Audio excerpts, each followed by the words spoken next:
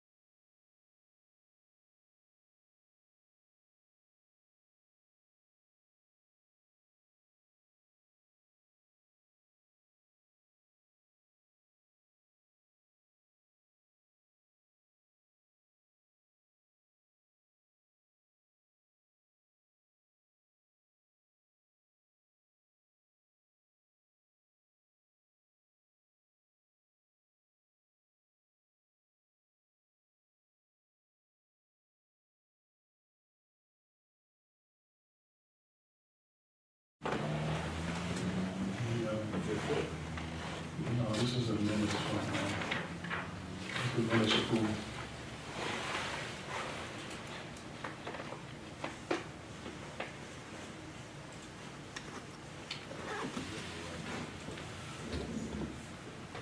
You approved that? Yeah, no, I mean, there's a bus right there. I was just thinking at one time I when can Mark send it to you right was now. going to drive Yeah, up sure. here, and then he forgot. Yeah. And then, but you were still in town, so you should, Mark, you forgot.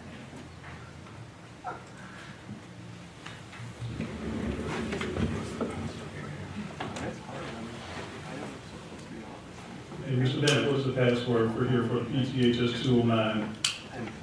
For the board meeting? No, for the Wi-Fi.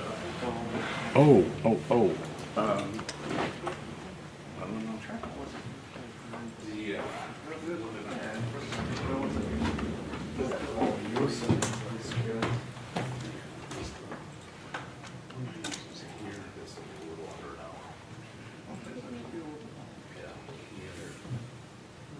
Our office, in a couple weeks when we start the Kennedy. yeah, that's what But that's only gonna last for you for like a month and a half, right? The construction starts when you're out here, or are you gonna be in the office? No, just whenever I'm in. I heard that they're doing a bunch of footage. I'm not sure, I just heard there's gonna be 2 lanes are shutting down. Well, there's another construction. Go back 2 weeks. On commission for like the next. I don't know what they're doing, but, They're doing the same thing on the DMI. are they? It's like every single way you try to get into the city, they're gonna have some construction. So when you go to the airport, it's just totally. Well, yeah, I think the inbound lanes is where a bulk of it is, but I think, like Earl said, they're gonna be shutting down the express lane, so in the morning you get up to the airport easily, but in the afternoons it's gonna slow. Yeah, it's like 6 months of it never being open inbound. 6 months of it being closed, 6 months of it never being closed outbound, and then like 6 more months of it just being deflected. So it's like a rolling thing, but. They're gonna replace the access. Yes, the number to change. And replace the And the info before Yeah. they No, it's structural things.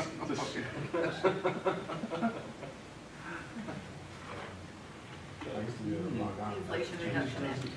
I don't know if that's gonna be like that one guy whose job is just to hit the switch on the reversible Yeah, every day. I don't know. he's gotta be retiring, that's why they're Yeah, doing it. It was that's all right. predicated on, Yeah. well, Jimmy turned 63, time to finally 3 resign years from from the. now, you're gonna retire.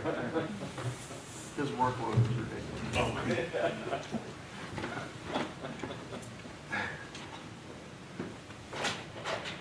You guess, every time they change the.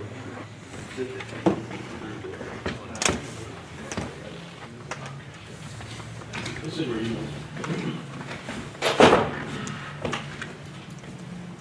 Traffic safety building lately, doesn't it? Tuesdays and Wednesdays is the worst, That's how we start taking the training. because it became, well, I had the full economy on it, and then at the time, for savings, so. No, they're still. Good evening, everyone. It is now 5:35. I guess we start the meeting now. We'll call it to order at 5:35. Quorum just LTNI and Tim's up there. Okay, great. Any citizens' comments online anywhere? No. Okay, great. Minutes, I'll skip that to the end. I'll do that to the end. Minutes?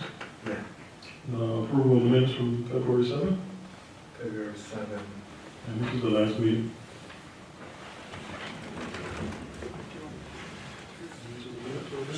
Last meeting.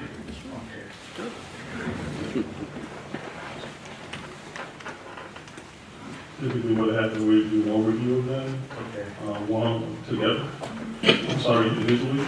If there's anybody that has any issues with the minutes, they say it now. If not, we'll move on.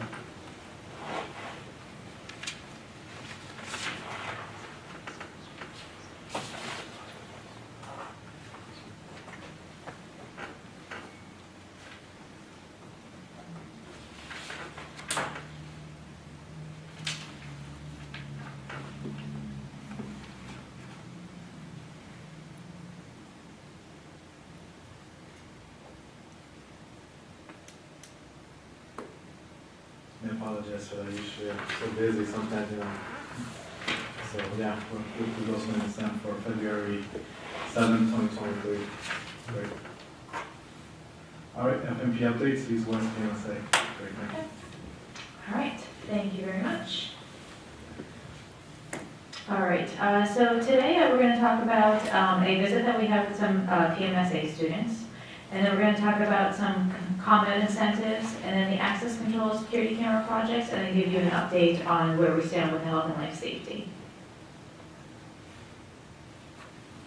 So, several weeks ago, a few of us, designers and engineers, myself plus Chris Pinnock from Perkins & Will and Scott Lempool from Alara, visited one of the engineering classes at PMSA, and we sat down with them for a class period.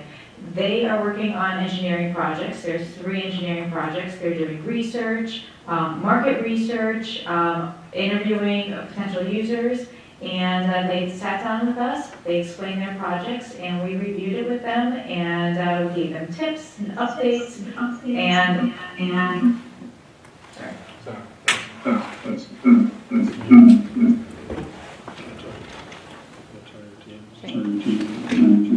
Yeah, sorry.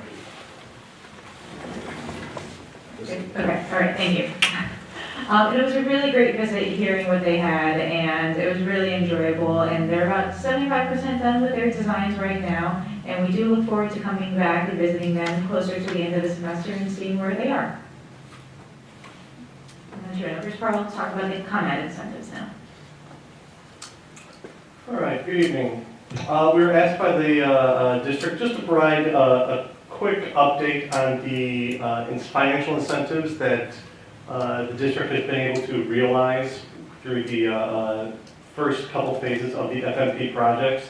And obviously the incentives that were achieved for each school are greatly dependent on the scope of work. So I'll kind of just run through them a little bit here. For PMSA, again, the scope of work that we were able to get incentives for was fairly minimal, related to the exterior lighting upgrades, going to more energy efficient exterior lighting. So about $2,400 was received in 2021.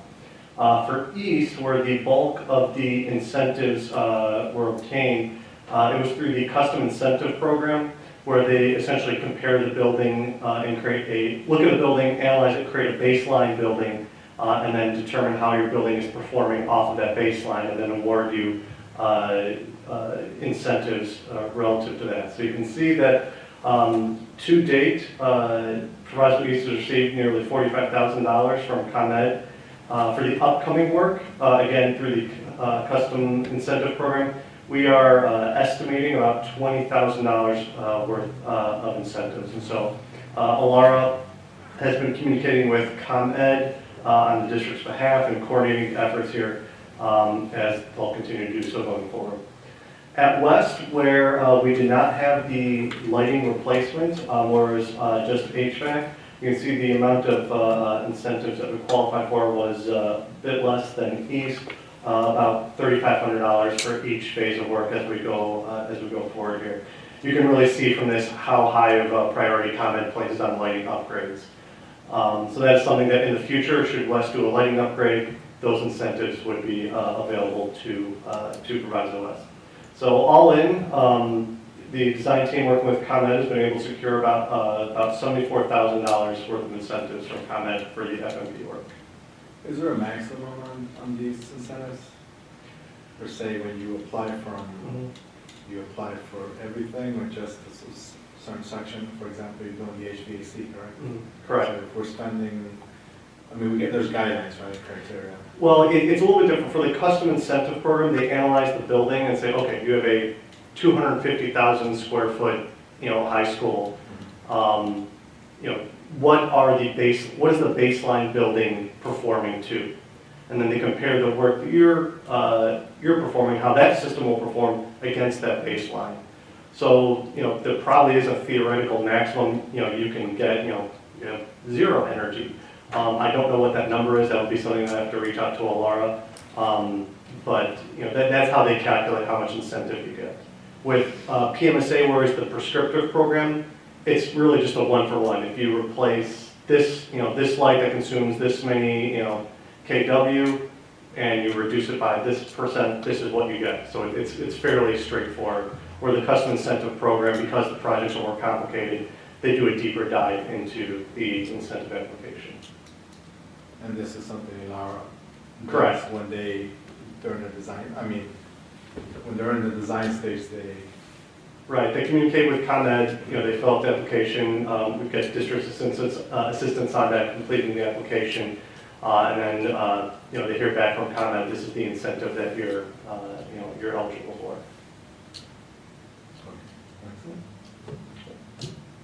Okay, I'm going to turn it back over to Jessica. All right, thanks, Carla.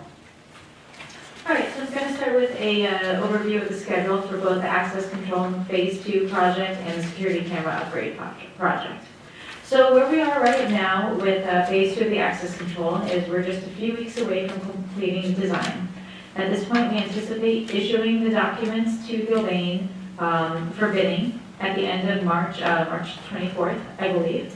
And then we'll turn it over to Gilbane so that it can go out to bid. For the security camera project, the schedule for that follows the access control project for about a month. And we anticipate issuing those documents for bid probably closer to the end of April, beginning of May. So in terms of the scope, for the access control Phase 2 project at both east and west, for this, at the conclusion of this, every single exterior door will be considered, whether that door receives a new or upgraded card reader or new door contacts. So you can tell from this diagram at west, anywhere where there is a red dot, that door is in Phase 2 scope. And if there's a gray dot, that door was previously in Phase 1 work. And then for east, similarly, anything that's bluish purple, that door is in Phase 2 scope, and anything that was in gray was in the previous Phase 1.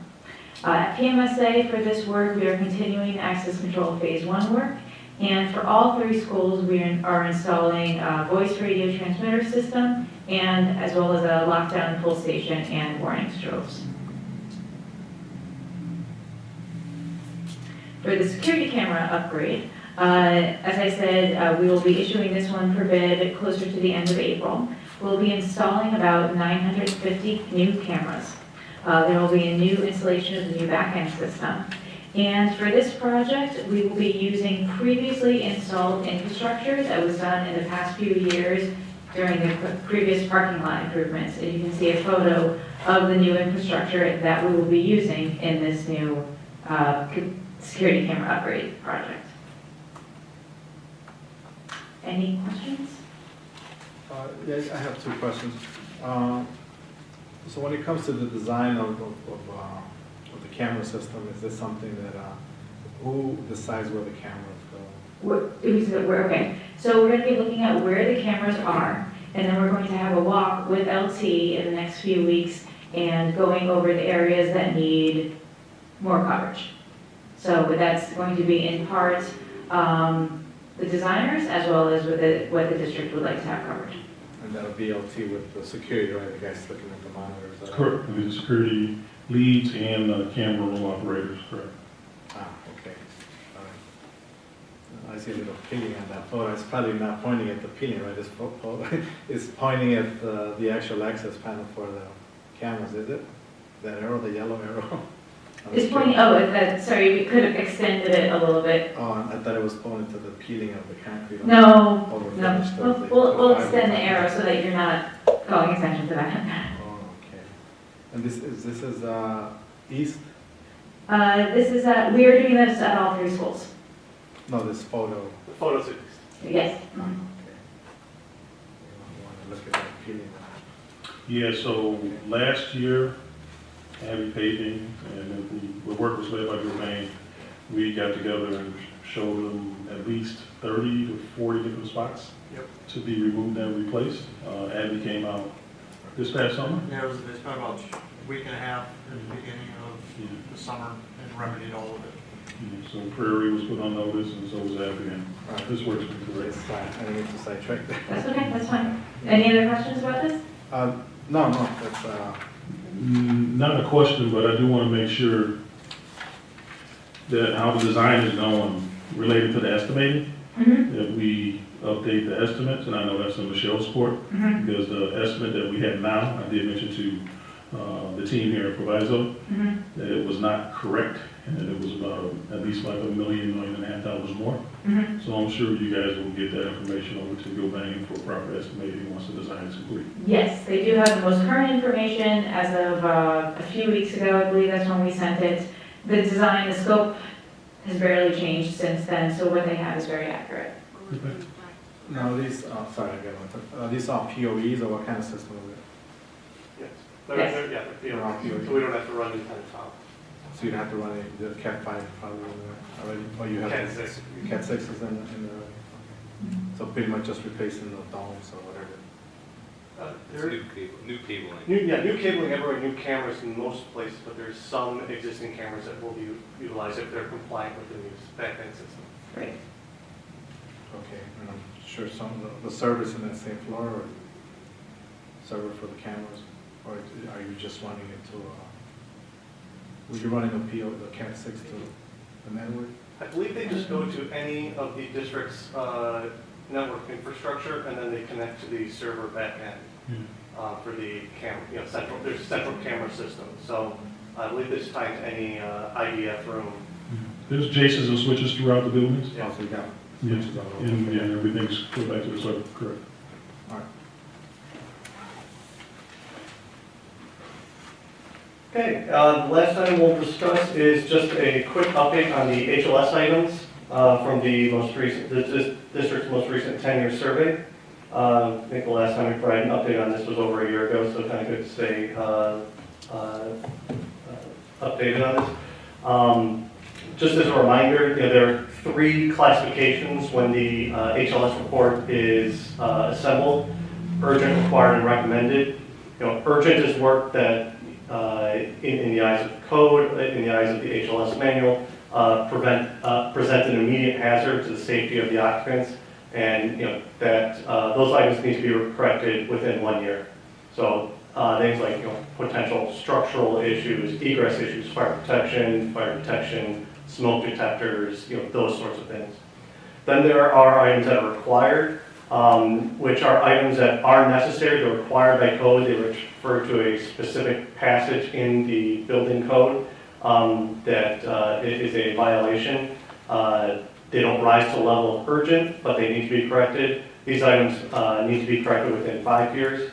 And the final category is recommended. This is where aesthetic items, if there's paint peeling, that falls under recommended. You see some other examples there. Accessibility code issues always fall under recommended.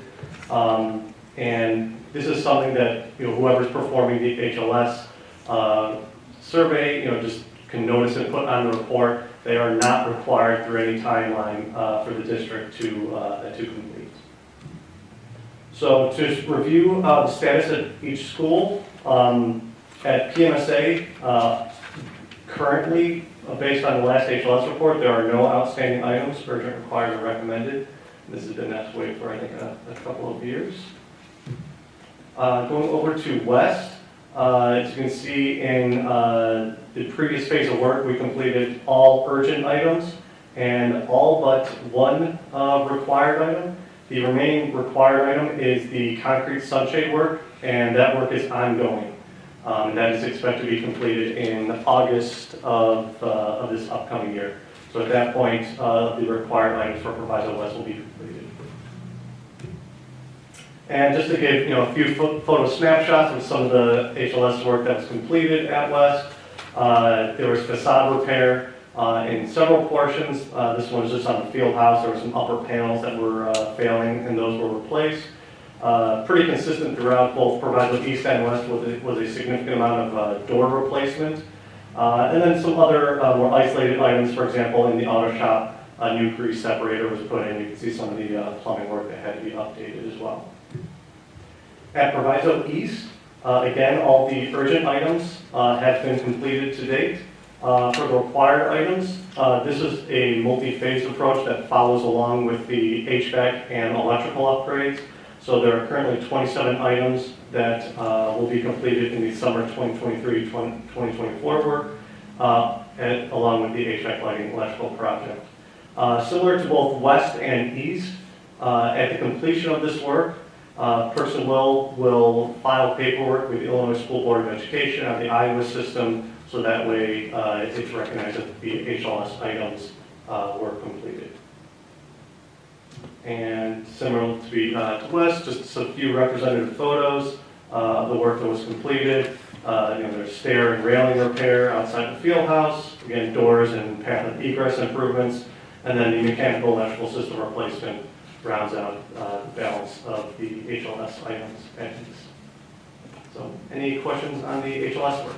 Yeah, so how is this list generated? Are there, somebody comes out and inspects it, or you gotta follow guidelines? Yeah, so public school districts in Illinois are required once every 10 years to perform an HLS survey. And so you hire an architect, the architect goes through, does a thorough review of the entire facilities, generates the report of all the violations and classifies it according to urgent, required, recommended. They file that paperwork with the State Board of Education, and then once that's filed and accepted by the Illinois School Board of Education, then that timeline starts for the district to complete those items. It's not uncommon for districts to often file extensions if they can't complete, because some of these works, especially for old facilities, some of those items are very large and require a lot of capital planning. But generally try to complete that work in the timelines according to the Illinois School Code. Do you guys meet as a committee for the HLS list and decide, for example, okay, well, this door needs to be replaced, so do you go over it as a team, or you just decide, the architect just decide that, no, you need to change it, it's a health, life, safety item, and it's urgent?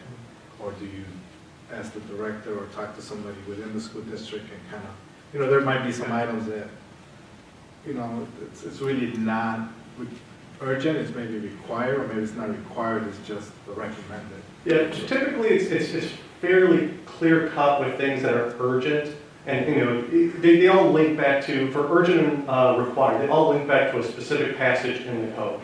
And so it's really, if a door is part of a path of egress and the door doesn't open, that's clearly an urgent item because there's not a path of egress there.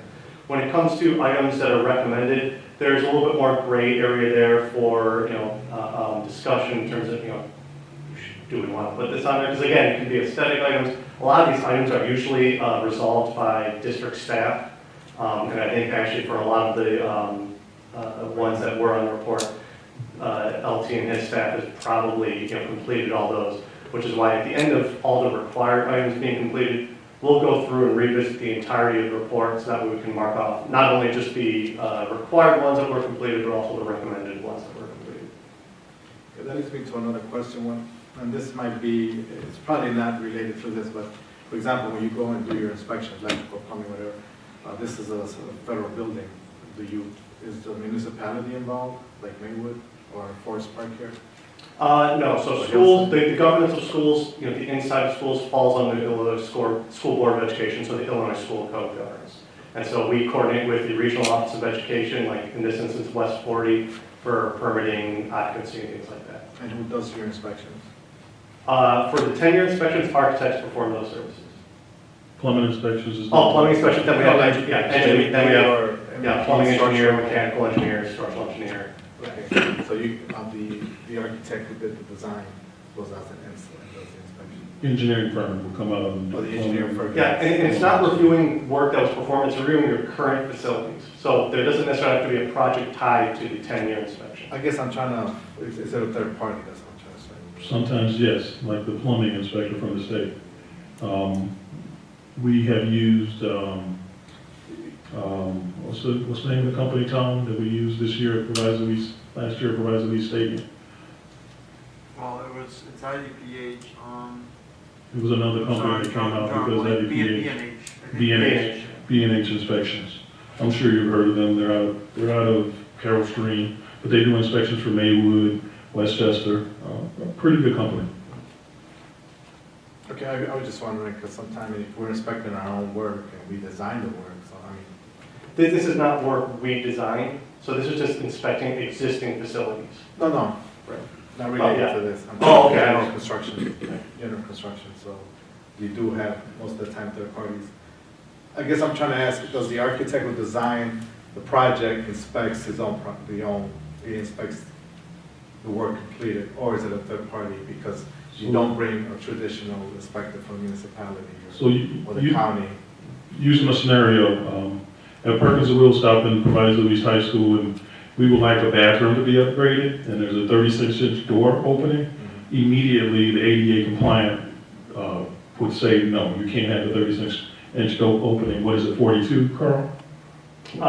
For the entry door. An entry door, yeah, 36-inch clear, 34-inch clear technically. Yeah. 34-inch clearance, so immediately, the architect would design a door to be that size or bigger to meet the code.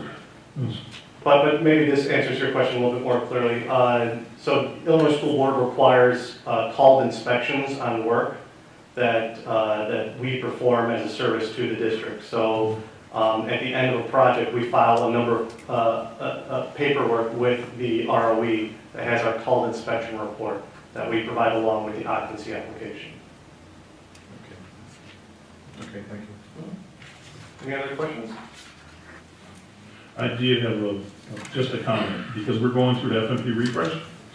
I think to use the recommended items from the architect, who is the professional here, we can use that as a baseline to introduce different ideas to the principals at Proviso West and the Math and Science Academy, and then tag along additional wants or needs onto that.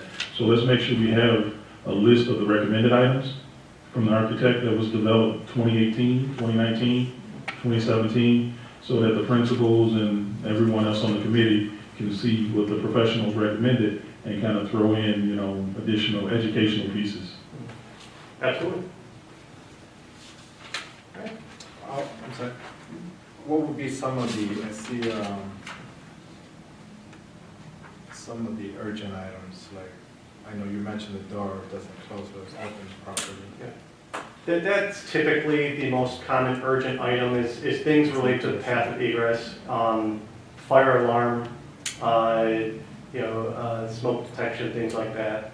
Spot on the ceiling. Emergency lighting, things that are required for people to occupy the building and then get out safely in an emergency. Those are things that rise to the level of urgent. Thank you.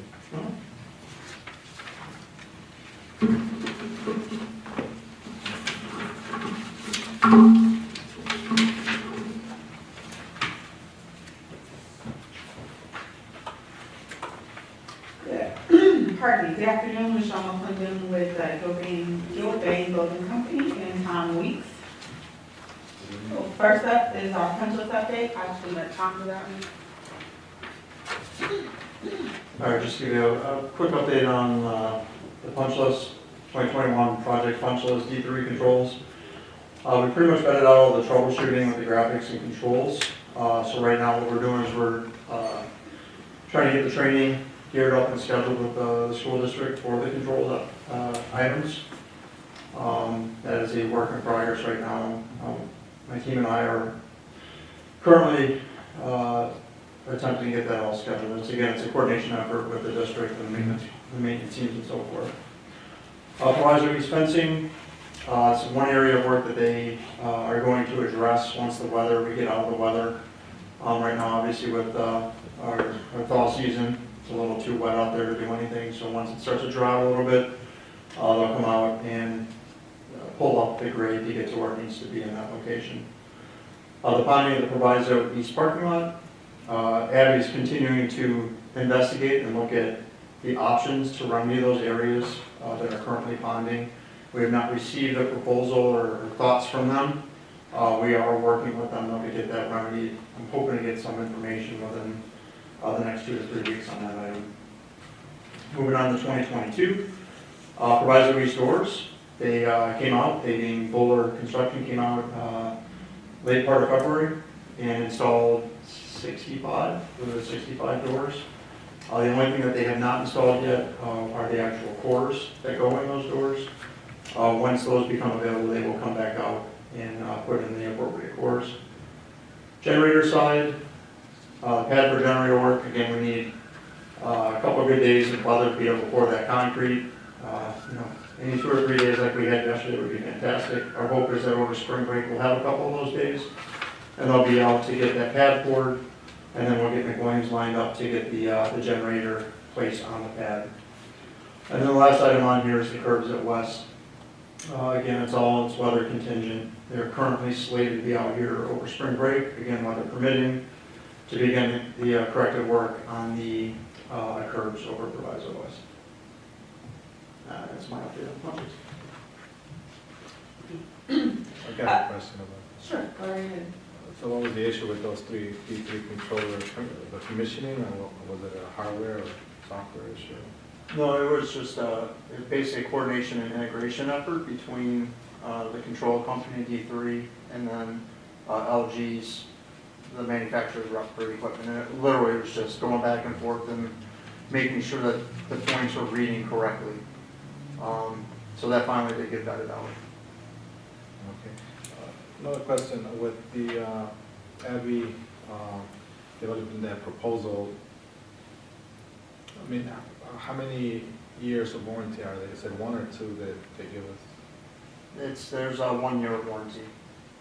So, and then when we say proposal, it's their proposed solution. They're not saying that they're going to provide a cost to do this. It's just they got to review it and figure out what's the best avenue to remedy it. So when we say proposal, that's what we're alluding to. Okay. One more thing about the generator. Is that a exterior? Is that going to be Yes. exterior? Yeah, At east, right? it is correct, on the east side of the building. On the, by the field, It's right next to the breezeway for the like a car courtyard area, just on the outside, on the east side of that. And where the dock is at, just south of the dock. So the one in the basement, is that an auxiliary? Is it going to get rid of that one? We're getting rid of that one. Okay, I guess so. Exactly, and that was a requirement by Click to bring the generator out of the lower level of the basement to higher ground, and that's why we put it outside of room 68, I believe it is, right next to the Teresa Kelly Stadium. What are we doing with that generator? We've asked to have it returned back to the district and plan to put it on the public surplus. Thank you. Okay, our bidding and procurement updates, we opened up proposals for abatement and final cleaning. They were opened on March 2nd. We spoke the abatement subcontractors on March 3rd. An RTA has been provided to the superintendent's office for intended submission at the March 14th board meeting for the abatement work only. I'll go over those results in a moment. We, as mentioned earlier, access controls phase 2, we are expecting the bid documents on or around March 24th. We will then provide the due date for the bids, and we anticipate bringing that to a RTA to the May 9th board meeting. The security camera work, again, bid documents are expected sometime around May 2023. We will provide a bid due date at that time, and then we are expecting to bring that for RTA in June or July of 2023. For the RTA 14, we are only intending to bring the asbestos work to the board meeting. However, I am sharing the results of the bid opening for final cleaning. This is just in case there is a little help that may be needed at the end of the summer with cleaning for east and west, so you can see the bid results on the screen. For the abatement work, we did have an estimate performed for both east and west. East, the estimate is on the left, a little over 1.1 million, and west, the estimate was a little over 500,000. We intend to recommend CEC Environmental for both schools over at Proviso East for $1,115,885, and at Proviso West, $431,250 is our RTA that we put forward to the superintendent's office. So, Mr. Valtier's, the reason why we would like to present the RTAs and all information at this meeting is because we want to make sure that your eyes is on it in any conversations that's needed. You can kind of do the work behind the scenes, but we do plan to make this final with the superintendent's office Thursday or Friday morning for delivery to the Board of Education members Friday evening. Now, they do understand the scope, right, like always? Yeah, we had a scope review meeting on March 3rd, the day after the board meeting for the This abatement is for this next phase of construction, correct? That is correct. Do we expect any additional costs for abatement for the cameras or anything? Are they being mounted somewhere where we haven't deconstructed or? We don't expect anything at this time, but I can tell you Proviso East is a 1910 build. We do plan to add a few new cameras and dead spots around the building. I would hate to say it would be zero cost at Proviso East or Proviso West, but absolutely it would be zero cost at the Math and Science Academy. But there's nothing anticipated, but we don't know what's behind the walls. If we need to open a wall and do some work behind there. But as we speak, we don't have a scope identified for that. We can do some investigatory work once the design is more refined, but at this time, there's no chance that we're gonna recommend environmental work at Proviso East or West for the cameras. Has CEC Environmental did any other bids besides this? So They were actually here last summer, so they did all the abatement work this past summer. Okay, good. And the other one's Colfax and CEC? Colfax was out here the very first summer, 2021. EHC is the only one that has not been physically on district property in the last couple of years. They may have been here years ago, I have no idea, but. Yeah, And Omega was out here last year as well.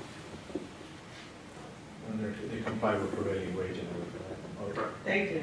However, we are only recommending one bidder per trade, so CEC is the recommended bidder for both schools at this time based off of their proposal amounts and response.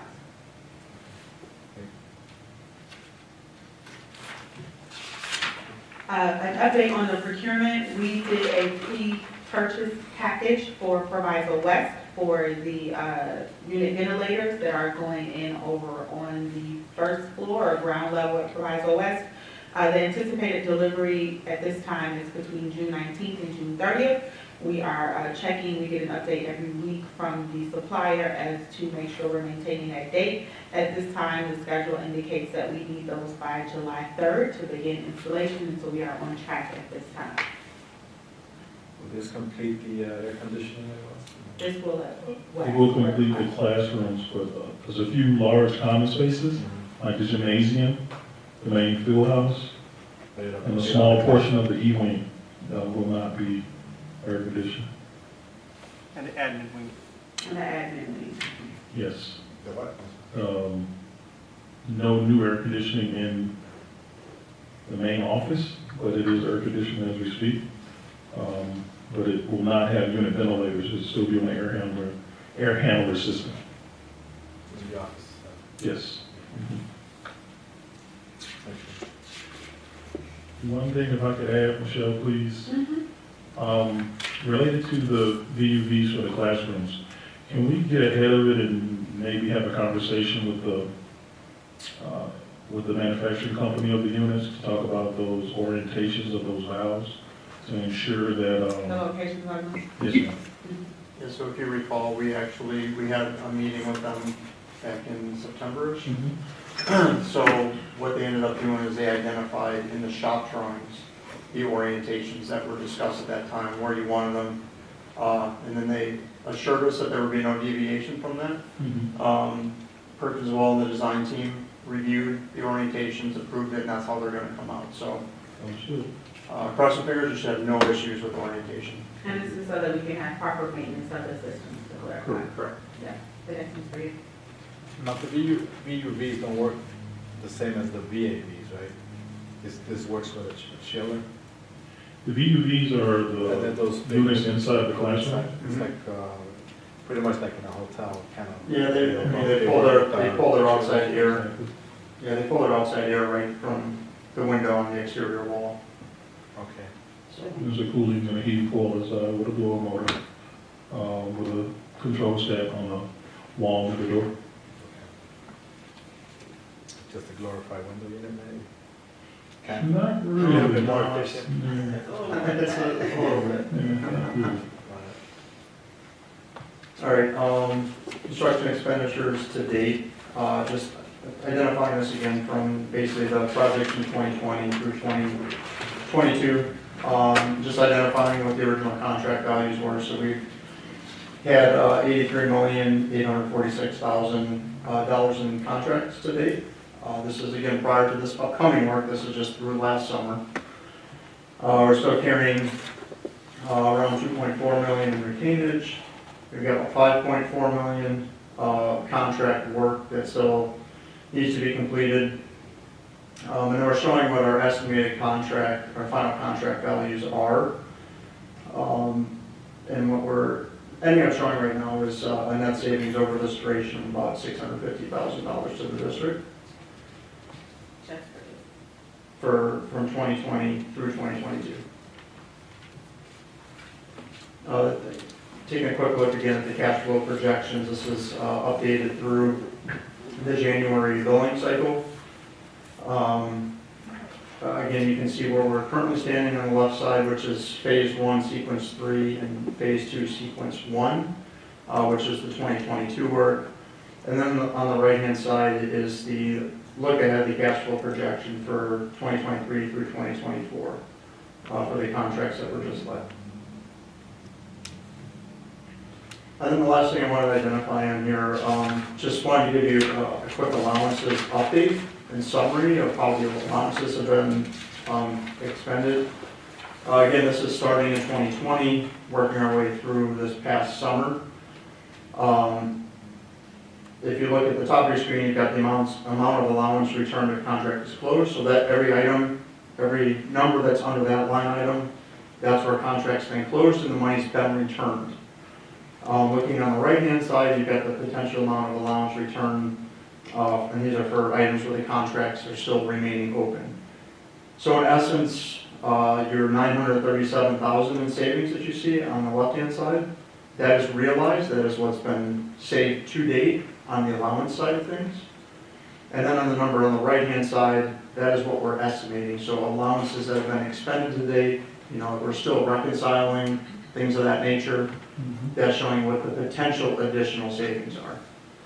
So all things considered on the allowance side, what we're showing right now, what's been returned, combined with what's potential is roughly $1.4 million of allowance expenditures returned to the district. When you say return, so you got the estimate for the work, right, and the contractor bids and he gets the job. So you're saying that, is it a, I wouldn't say, is it, who returns the money? So a good example of an allowance would be like a paint touch-up allowance. We'll say, okay, if we're going in this room and we know that we may need to, this wall is gonna get dinged up by this, or when we take this base off, it's gonna rip the paint at the bottom of the wall, right? Let's say that's $1,000 a room, just round numbers. If we are responsible with the allowance and we only use 200 of the allowance, then we're returning 800 back to the district of that $1,000 example to be able to use for whatever else you may want to allocate that money for. The original 1,000 was part of the bid, was part of the accepted RTA, but that difference of what we're crediting back, in this case, the potential of 1.4, you have that to use for additional projects or whatever that may be, because we were able to save money during construction for whatever that allowance may have been allocated for. And it's specific per job, right, per bid? Every job has, and every bid package has specific allowances, and they're identified when we go over our scope sheets and our bid packages.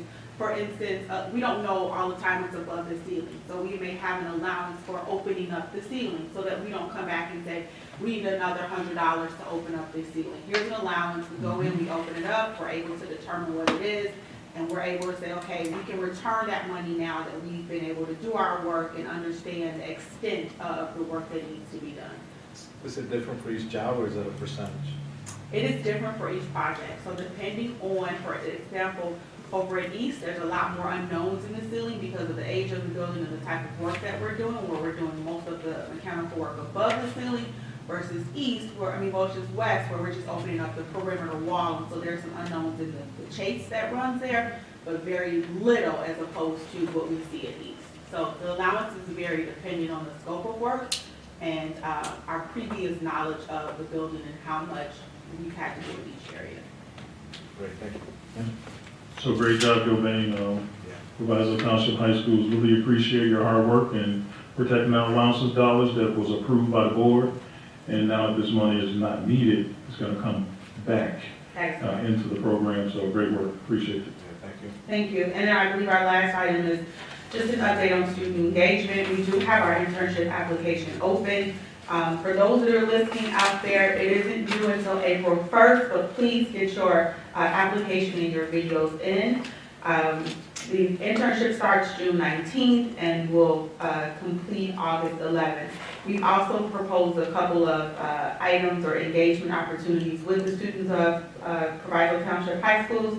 I sent over to the facilities department some career shadow day opportunities, and so we'll look to develop that in the upcoming weeks for a date in April. We are also looking to do a safety stand down at all 3 campuses doing Construction Safety Week, which is the first week of May. So we'll gather more information again with the facilities department to put that event together. And then we are looking for the dates of any of your upcoming college fairs and or college days at either of the schools to be a participant in that. I got 2 questions. So how many students do you usually, Pardon me? how many students do you take in for the internship? For the internship, we're offering 2 internships, one in each campus that we're doing work at, East and West. They can come from either of the 3 schools. And how much do you pay these students? At this time, we're paying $15 for summer 2023. An hour. We are paying $15 an hour, 40 hours a week, that is correct. And then they are able to participate in all of the activities that all of our other interns participate in, field trips, job site visits. You give them a raise if they're good at poker or something that, you know? We can discuss incentives with the students. Well, thank you for that. Yeah, we appreciate it. Thank you. Oh, I'm sorry, last item. I wanted to share with you all, we visited the American Society of Civil Engineers, ASCE, over at the IIT chapter on March 2nd. So last week, myself and 2 students were there, the folks that helped me lead our intern program.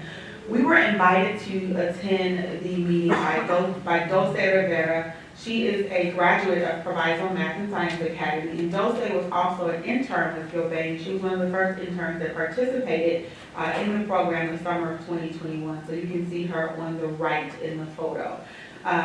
She invited us to come over to her new school. She is now a freshman at IIT. She is active in the American Society of Civil Engineers, and she wanted us to come to the campus to tell the students there more about the opportunities that are available in the construction industry, and specifically Gilbane's internship opportunities and employment opportunities for graduating engineers from IIT. So you'll see her in the picture on the left as well, kind of in the middle center, standing next to me. We had about 25 students from IIT participate in that event and apply for opportunities with Gilbane, but she was very grateful to be able to say, hey, I've actually had some hands-on experience. I would be remiss if I didn't mention that summer of 22, last year, she was fortunate enough to get the internship with Perkins and Will. So she's had a great exposure to both the construction, engineering side and the architectural side, and she chose construction. But she's very excited and grateful for the opportunity, so thank you.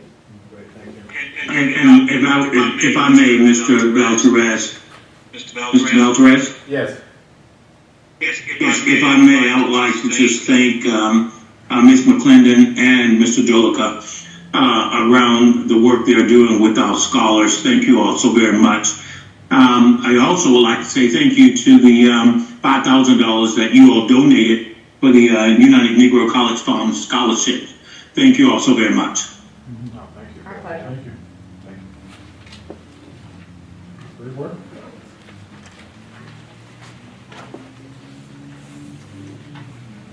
guess that's Gilbane, Perkins Will already went, right? So, your next up. Yes, sir.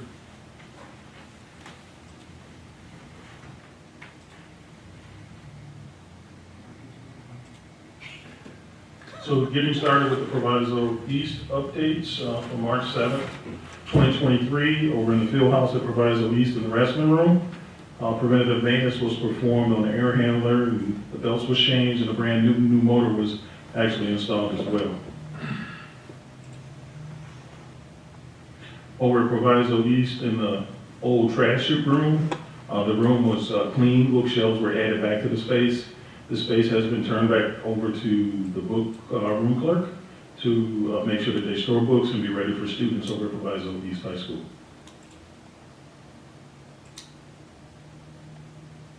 This picture here is preventative maintenance on the John Deere 1445 unit.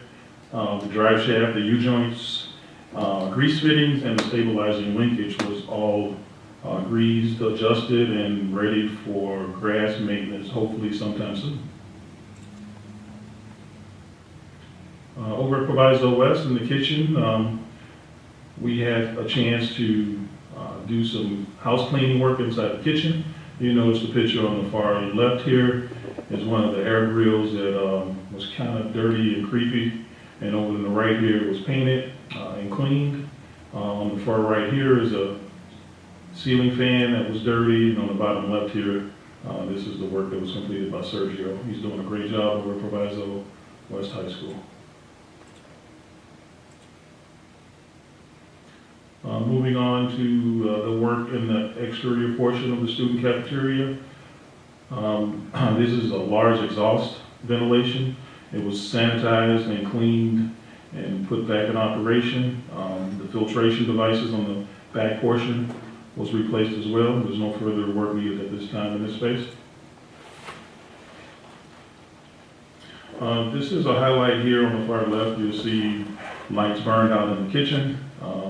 The team got together and put a scaffold in that area, changed out a few T5s to LED bulbs. The bottom left picture shows a nice, clear, bright light. A few GFCI receptacles were also tested for proper operation. Everything turned out well. Great job to the crew. Over at Proviso West High School, there's a few plumbing issues in locker room A123.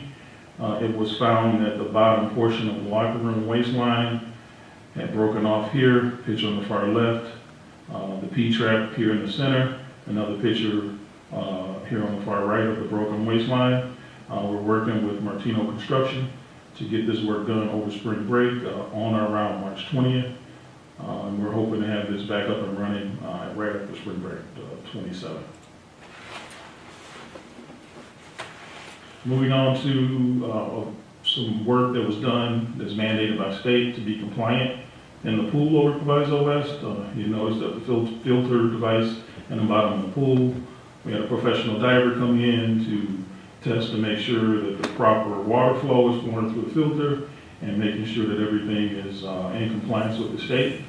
This report was received a few days after this work was done. We do have a few items to correct. We will hire Aquapure to take care of those items for us, because you have to be certified by the state in order to do this work, because it is a public pool.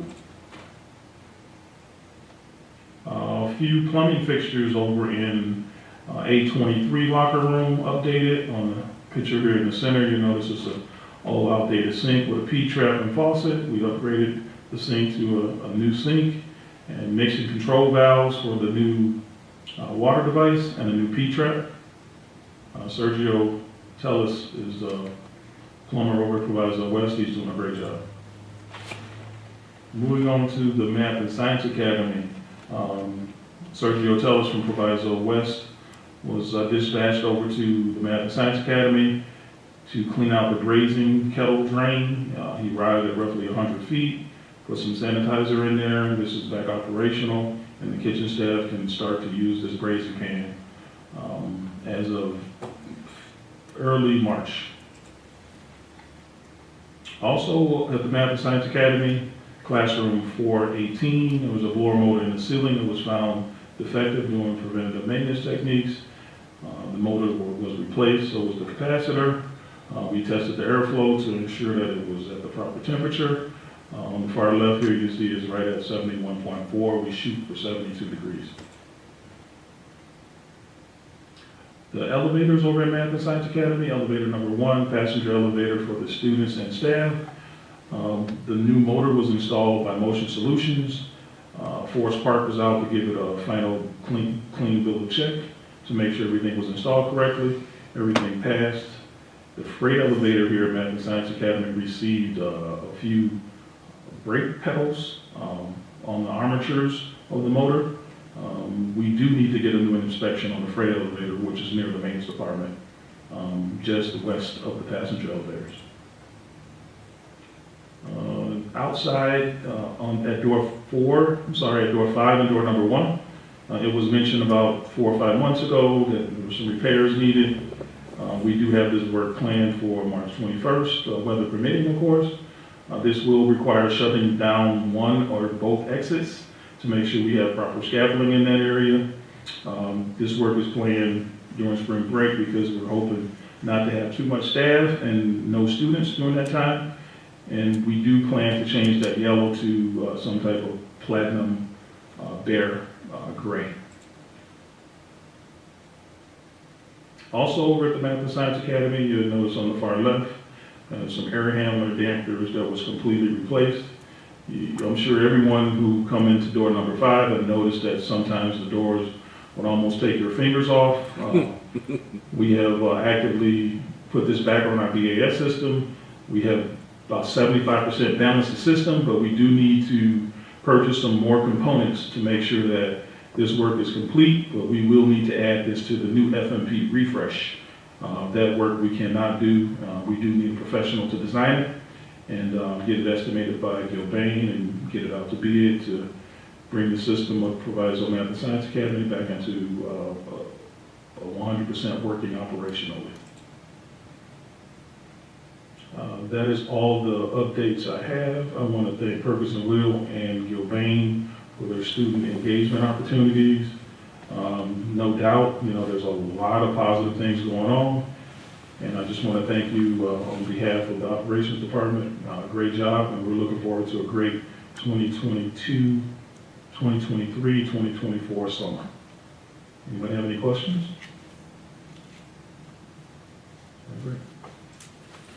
Great, so, new business, I know the solar issue, we've been putting it to the side for a while. We're kind of at a standstill there, but we do have some information. But worst case scenario, I think LT and with who's Alaris, are they or? Yes, so we've asked Purpose of Will to collaborate with Laura. Michelle and I have had conversations about providing a few more renderings of the completed work at a few of the school districts, and we do plan to bring it back once we have all the information. Yeah, so just in case, so keep the workflow going or the construction going, I was thinking that if we were not able to, because we're moving along fast, I was thinking that maybe, once you get the design or some kind of design, we could make sure that our switch gears, it's designed for us to tap onto the bus bars and all that, make sure that the right amount of, it's got the capacity for the solar panels. So I was thinking that maybe, I'll talk to the board during the board meeting, that we could actually do all the work minus the racking and the panels, because that's where most of the labor and most of the money goes to the panels and the racking. So we could, in such a way that we could construct it, kind of what you guys did with the cameras. You left the conduit in the ground so you could do your cameras. So we could, do, and this is just me thinking, I'll bring it to the board, that we could design a whole solar component for East minus the racking and the panels till we get some kind of funding. And that all depends on the price as well. So I was thinking that, along those lines, just to keep it moving forward, design and route the feeder networks wherever they got to go. So, to try to maybe do it in 2 phases, if that's the, Yeah, so we're in the middle of the FMP refresh, and no doubt, we're gonna make sure that solar is, you know, right at the top, and if we Yes, can afford it, right. we'll make sure we, to make sure the transformer, I know, we don't need a transformer, right, so just our switchgear. But ComEd installs the transformer according to whatever you design. Or do we cap up to, what kind of service do we have here, 3,000 amp service, Eddie? You have 3 services. You have one 4,000 amp 480 service and two 2,000 12208 services. Yeah, so the 480, because it's more efficient, that's what I'm thinking. Correct? We'll take a look at, Yeah, at how Yeah, the so, system works. so, you know, kind of the last resort will be to construct the solar and Proviso minus the racking in the solar. And then we could continue at a later time if funding is an issue. You know, we'll talk, Dr. Henderson online, so he knows, we know, so just to keep that in mind. Because I want to keep everything moving forward. I don't want to hold up any construction. So that's the only thing that I think will kind of put the infrastructure in, minus the racking and the solar panels, which is pretty much the high price items. Well, the switchgear, now that's high price, but I'm thinking that we could accomplish that doing it that way, just to keep that in mind. That's new business. Yeah, other than that, yeah, thank you very much, everyone. I'm really excited for our students that they're going to do the internship, and I really appreciate what you guys are doing as part of the B219 team. I really appreciate it. So let's just keep moving forward, and yeah, we'll adjourn this meeting at 6:33. Thank you. thank you.